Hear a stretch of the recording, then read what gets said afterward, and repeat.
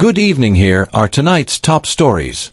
A Black Bush laborer has been charged with the theft of a motor blower, grinding machine, and other items. Guyana police prosecutors are enhancing their skills through digital forensic training in Barbados. Photographer Keron Bruce has been found guilty of cybercrime in the Mudwata case. Meanwhile, a Sophia laborer was arrested at a street party for possessing an improvised firearm and ammunition. During a police cordon and search operation, a businessman was arrested with 6.3 grams of suspected narcotics. A 19-year-old security guard has been sentenced to 6 years in prison for break-and-enter-and-larceny and escaping custody. Police also discovered flambos and removed tyres following a protest and blockage of Dennis Street, Sophia, and motor blowers were seized during an eye-in-the-sky police operation in Black Bush Polder, Berbice. Stay tuned for more updates.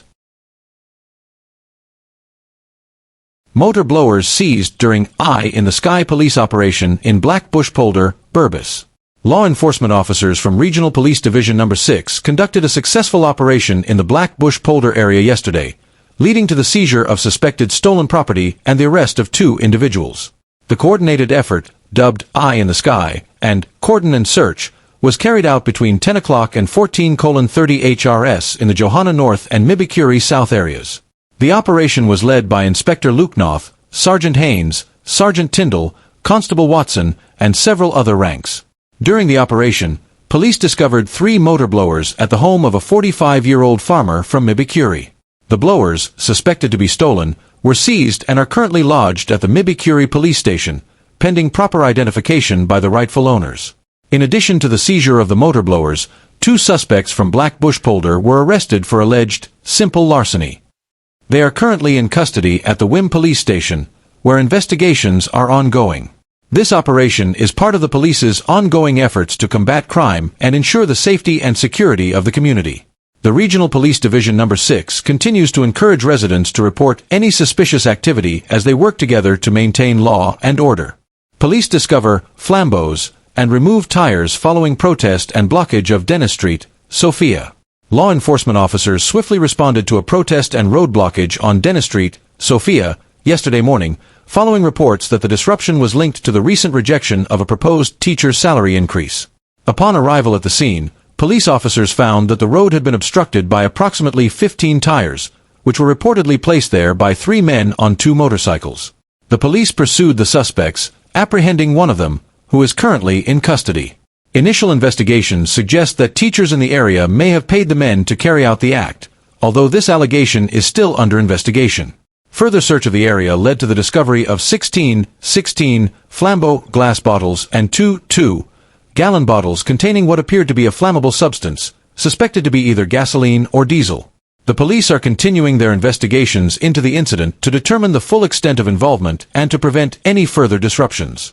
19-year-old security guard sentenced to 6 years imprisonment for break-and-enter-and-larceny and escape from custody. Jamal Halley, a 19-year-old security guard from Sophia, has been sentenced to 6 years in prison after pleading guilty to charges of break-and-enter-and-larceny and escape from lawful custody. Halley was arrested on August 13, 2024, and was subsequently charged with the offenses under the Criminal Law Offenses Act, Chapter 801. The first charge of break-and-enter-and-larceny pertains to an incident at the home of Onessa Gibson, located at 1st Street, Caneville, East Bank Demerara, on the same day of his arrest. Halley appeared before Principal Magistrate Judy Latchman at the Golden Grove Magistrates Court, where both charges were formally presented to him. After hearing the charges, Halley pleaded guilty to both offenses. Following his guilty plea, Magistrate Latchman sentenced Halley to 6 years of imprisonment, reflecting the seriousness of the crimes committed. The authorities continue to remind the public of the consequences of criminal behavior and reiterate their commitment to upholding the law and ensuring justice is served. Businessman arrested with 6.3 grams of suspected narcotic during police cordon and search operation. A 37-year-old businessman, Yancey Garraway, was apprehended yesterday during a police cordon and search operation in Georgetown. The operation, which took place between 15:30 and 1700 hours HRS, targeted Border Market, Merriman's Mall, and North Road, areas known for drug activity. During the search at the North Road drugs block, police officers stopped and searched Garraway, discovering a whitish powder-like substance in a transparent plastic bag suspected to be cocaine. Additionally, the officers found $206,200 Guyanese dollars and $5 US dollars in his pants pocket. Garraway was immediately informed of the offense, cautioned, and arrested. He was subsequently taken to the Brick Dam police station, where the suspected cocaine was weighed in his presence, totaling 6.3 grams. The authorities are continuing their investigations as part of their ongoing efforts to combat drug trafficking and related crimes in the area. Sophia laborer arrested at street party with improvised firearm and ammunition. A 24-year-old laborer from Sophia, Anthony Bumberry, was arrested early yesterday morning after being found in possession of an improvised firearm and ammunition at a street party in Pike Street, Sophia. Acting on a tip-off, ranks from the Albertown police station, led by an assistant superintendent, arrived at the location around 00:30 HRS. Upon their arrival, they observed Bumberry standing on the road and proceeded to conduct a search. During the search, officers discovered an orange-colored improvised firearm along with 3 9mm rounds of ammunition on Bumberry's person. When questioned, Bumberry admitted that he did not possess a firearm license. Bumberry was informed of the offense, cautioned, and taken into custody. He was subsequently escorted to the Albertown police station. The improvised firearm and ammunition were marked in his presence, secured in separate evidence bags, and lodged for further analysis at the ballistics section. Police investigations into the incident are ongoing as they work to determine the origin of the firearm and any potential links to criminal activity. Photographer Keron Bruce found guilty of cybercrime in Mudwata case. Renowned local photographer Keron Bruce was today found guilty of cybercrime, specifically the use of a computer to embarrass and humiliate. The verdict was delivered by Magistrate Sunil Scarce, marking the conclusion of a legal battle that has spanned more than 2 years. The case against Mr. Bruce was initiated following a complaint by journalist Leroy Smith, who alleged that Bruce was one of the individuals behind the controversial social media cartoon character, Mudwata. The character had gained notoriety for making a series of statements on social media, which Smith claimed were intended to defame, embarrass, and humiliate him. According to Smith, the Mudwata character made several false, vulgar, and damaging accusations that tarnished his reputation and name.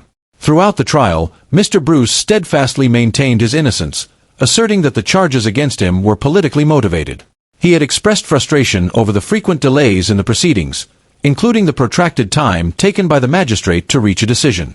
This afternoon, Magistrate Scarce rendered his judgment, ordering Bruce to pay a fine of $3 million Guyanese dollars or face 6 months in prison. The photographer has been given 1 month to settle the fine.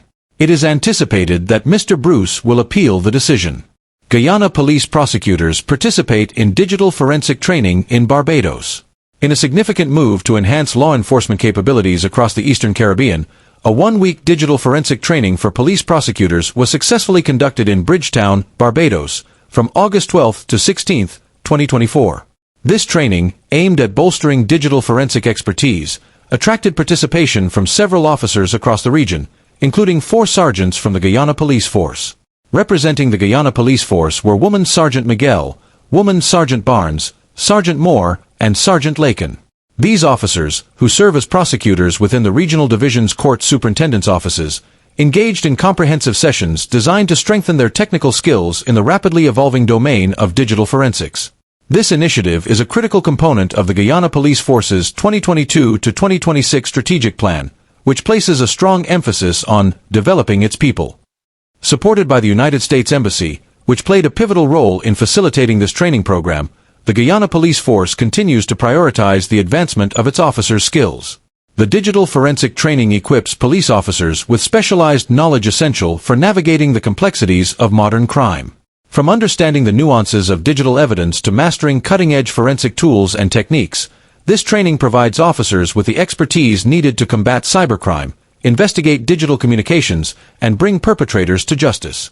As the Guyana Police Force remains steadfast in its commitment to strengthening its investigative and prosecutorial capacities, more officers are expected to benefit from similar training opportunities in the future. Black Bush laborer charged with theft of motor blower, grinding machine, and other items. Ravindra Totaram, also known as Ravan, a 23-year-old laborer from Lot 150 Johanna South, Black Bush Polder, Quarantine Berbice, has been formally charged with simple larceny today. The charge stems from an alleged theft committed against 64-year-old rice farmer Alvin Rupert.